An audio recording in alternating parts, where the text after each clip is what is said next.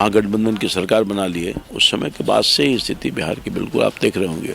हर दिन लूट मार अपहरण। और भारतीय जनता पार्टी ने बिहार हित के लिए, बिहार के गरीबों के लिए एक कदम उठाया। जो गरीब आदमी अक्षम है अपने इलाज के लिए, उनके इलाज के लिए 5 लाख रुपए की राशि हम प्रावधान करेंगे ताकि उनके परिवार का इलाज हो सके। पहले तो हम लोगों ने भी दिया था, एनडीए की जब शासनकाल थी, और हम चाहते हैं विपक्ष मजबूत रहे मगर विपक्ष अपने कारणों से ही खत्म हो गया। नमस्कार, आप देख रहे हैं NBC 24 और मैं हूं आप सभी के साथ ब्रह्मचारी आशीष। आज हमारे साथ मौजूद हैं पाटलिपुत्रा से सांसद और भाजपा के कद्दावर नेता रामकृपाल यादव जी। उनसे सीधा बातचीत करेंगे। जिस तरीके से सर, देखिए, बिहार की स्थिति कुछ ठीक नहीं थी। विगत 15 महीना में जब से एनडीए की सरकार खत्म हो गई थी, नीतीश कुमार जी चले गए थे और महागठबंधन की सरकार बना ली है, उस समय के बाद से ही स्थिति बिहार की बिल्कुल आप देख रहे होंगे। हर दिन लूट मार अपहरण, बहुत विकास का काम सब ठप हो गया। अब आप छोटा सा बात बता रहे हैं, बहुत बारीकी से जनहित का एक माननीय प्राइम मिनिस्टर ने लॉन्च किया 2018 में कि जो गरीब आदमी अक्षम है अपने इलाज के लिए, उनके इलाज के लिए 5 लाख रुपए की राशि हम प्रावधान करेंगे ताकि उनके परिवार का इलाज हो सके। पूरे देश में इस कार्य योजना का नाम है आयुष्मान भारत। पूरे देश में लगभग 55 करोड़ टारगेटेड था, 6 करोड़ बिहार में टारगेट था। और अब 18 से लेकर आज तक मात्र 85 लाख लोगों को ही ये आयुष्मान कार्ड उपलब्ध हो सका है। इतनी बड़ी गरीबी है बिहार में और नीड है, मगर सरकार की कोई रुचि नहीं थी। ये स्वास्थ्य विभाग को करना था यह काम, मगर स्वास्थ्य विभाग ने तो अपने जिम्मेदारियों का निर्वाह नहीं किया। 6 करोड़ लोगों को ये लाभ पहुंच जाता उन राज्य सरकार के प्रयास से, जो नहीं हो सका। 5 करोड़ 15 लाख लोगों को अभी नहीं मिल पाया है। तो ये विकास जो माननीय प्राइम मिनिस्टर साहब का सोच है कि 2047 तक हम विकसित राष्ट्र बनाएंगे अपने भारत को, सबको गरीबी से बाहर निकालेंगे। 10 साल के शासनकाल में बिहार में 3 करोड़ 70 लाख लोगों को गरीबी से परिवार कल्याण योजनाओं जो राज्य सरकार केंद्र सरकार के माध्यम से चलाई जा रही है, उसमें उसका लाभ मिला है। तो देश में मिला है, बिहार में मिला है। मगर और भी अगर ढंग से काम हुआ होता तो शायद और भी गरीबी से मुक्ति निकल जाता है।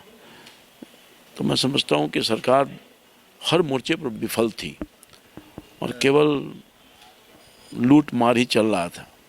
रामकृपाल यादव जी, जिस तरीके से अमित शाह जो बिहार आए थे या फिर तमाम भाजपा के नेता थे, उनका साफ कहना था कि नीतीश कुमार से समझौता नहीं करेंगे। अब इसके बाद फिर से नीतीश कुमार से समझौता कर लिया गया। दरअसल ये बिहार हित में ये कदम उठाया गया है। बहुत बारीकी से आकलन किया गया, समीक्षा की गई कि आखिर बिहार की जनता का क्या कसूर है। भाई, बिहार की जनता ने 2020 में मैंडेट दिया था। भारतीय जनता पार्टी और जनता दल की सरकार बनी थी, तो बीच में नीतीश कुमार ही चले गए किसी गलत सुझाव की वजह से, और खुद ही वो पछता रहे, खुद आज कह रहे थे वो कि भाई कोई काम नहीं हो पा रहा था। आपने सुना भी होगा उनका बाइट। खुद एहसास किए कि भाई हम तो काम के लिए है ना, हम राजकाज में बैठे रहेंगे और काम ना होगा। चूँकि एनडीए की सरकार जब जब भी रही है, बिहार की प्रगति हुई है, लॉ एंड ऑर्डर ठीक हुआ है, अमन चैन शांति बहाल हुआ है। और उसके बाद निश्चित तौर पर कहीं न कहीं गलती हो गई। नीतीश कुमार जी ऐसा एहसास कर रहे होंगे, तभी उन्होंने निर्णय लिया और पुनर्विचार किया अपने निर्णय पर, और भारतीय जनता पार्टी के प्रस्ताव आया और भारतीय जनता पार्टी ने बिहार हित के लिए, बिहार के गरीबों के लिए एक कदम उठाया ताकि मुख्यमंत्री जी ने जो प्रधानमंत्री ने जो सपना देखा है सब लोगों के सहयोग से कि 2047 तक बिहार अमीरों के लिस्ट में आ जाए, अमेरिका जैसे अमीर देश है उसके लिस्ट में आ जाए, और सबसे गरीबी से मुक्ति मिल जाए, तो खुशहाल हो जाए बिहार। रामकृपाल यादव जी, लोगों में एक बड़ी जो चिंता है वो देखने को मिल रही है कि क्या सचमुच अब रोजगार मिल पाएगा। जिस तरीके से तेजस्वी के साथ नीतीश कुमार ने रोजगार दिया है, युवाओं में भारी चिंता फिलहाल देखने को मिल रही है। देखिए, बात दरअसल ये है कि रोजगार के अवसर पहले भी दिए गए हैं और रोजगार नीतीश कुमार जी ने दिए हैं, उनके ही प्रयास का प्रतिफल है।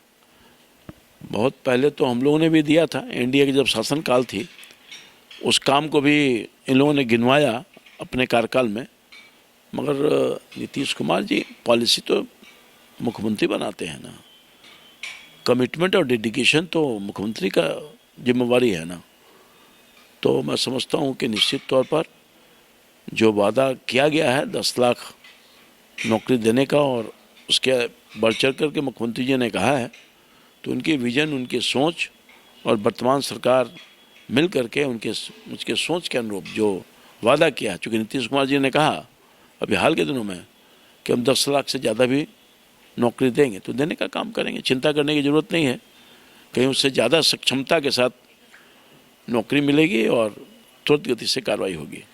आप लोग विपक्ष को इतना कमजोर क्यों करना चाहते हैं? नीतीश कुमार जब इंडिया महागठबंधन के सूत्रधार बने और अब भाजपा की ओर आ गए हैं, आखिरकार विपक्ष से आप लोगों को समस्या क्या? लोगों को विपक्ष से कोई दिक्कत नहीं है और डेमोक्रेसी की खूबसूरत है कि विपक्ष मजबूत रहे और हम चाहते हैं विपक्ष मजबूत रहे। मगर विपक्ष अपने कारणों से ही ख़त्म हो गई। अब इसकी बुनियाद डाली गई थी, नीतीश कुमार ने डाला था, और ये जो सो कॉल्ड इंडिया गठबंधन जो भी कहिए, जिसको हम लोग घमंडिया कहते थे, तो ये तो ख़त्म हो गया। ये स्वार्थ के आधार पर कोई विपक्ष सत्ता हासिल नहीं कर पाएगी ना। स्वार्थ के आधार पर, स्वार्थों के आधार पर गठबंधन था और सब लोगों को अपने अपने इंटरेस्ट में ये ले रहे थे, इसलिए इन लोगों का तालमेल नहीं बना। अब नीतीश कुमार जी को अपमानित किया कांग्रेस पार्टी ने, उनके जो एलाइव पार्टनर थे, कन्वेनर तक नहीं बनाया जिसने इसको बुनियाद डाला था। तो बाद में तो वो लोग कह रहे थे कि बना देंगे। नहीं, वो कहाँ कह रहे थे, कोई कह नहीं रहे थे। वो तो प्राइम मिनिस्टर के उम्मीदवार के रूप में इनको ले गया था ना, फुसला करके, बहला करके। जो इनके दोस्त मित्र पार्टनर थे कल तक, तो बहला फुसला के ले गए और कहीं नाम तक प्रस्ताव नहीं दिया इनका, ना कन्वेनर के लिए ना प्राइम मिनिस्टर के लिए। उसी बैठक में दूसरे पार्टी के लोगों ने कांग्रेस पार्टी के नेता का नाम लिया, इनका तो कोई नाम ही लेने वाला नहीं था। तो सजग हो गए, सतर्क हो गए और लग रहा था कि हमारे साथ धोखा हो गया है और बिहार का सर्वनाश हो रहा है। तो इन्होंने महागठबंधन के पाले से आकर के एनडीए गठबंधन में आ गए हैं।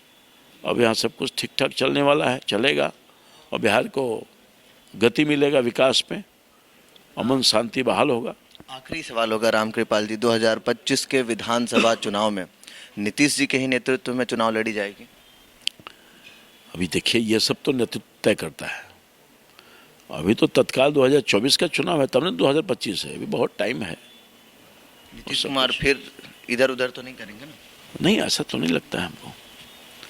जो उन्होंने देखा है इधर उधर जब गए हैं कुछ दिनों के लिए, तो उन्होंने एहसास किया है कि बिहार के हित में ये काम नहीं हो रहा है, इसलिए फिर वो भारतीय जनता पार्टी एनडीए के गठबंधन में आए हैं और फिर तेज गति से बिहार की जनता की भलाई करेंगे और उनकी गरीबी को दूर करने के लिए अमन शांति बहाल हो, भाईचारा, लॉ एंड ऑर्डर ठीक हो, इसके लिए सब काम करेंगे।